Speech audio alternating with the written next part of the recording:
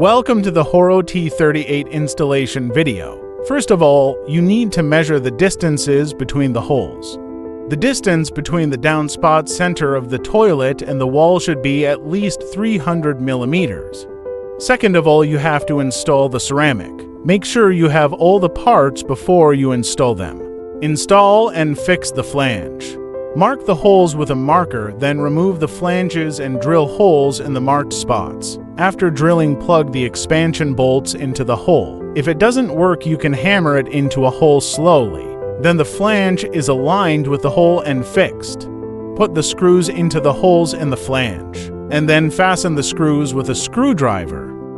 Next, position the two mounting blocks on opposite sides of the flange plate and secure them with bolts. Finally, tighten it with screws.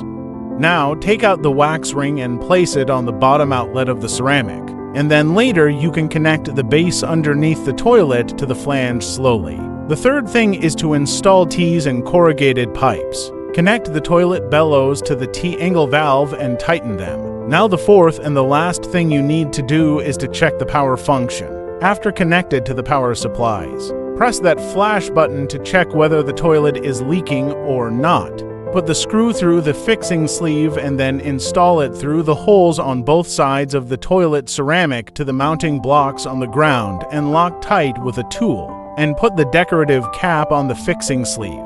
Finally, put glass cement along the junctions, pottery, and porcelain and ground connection.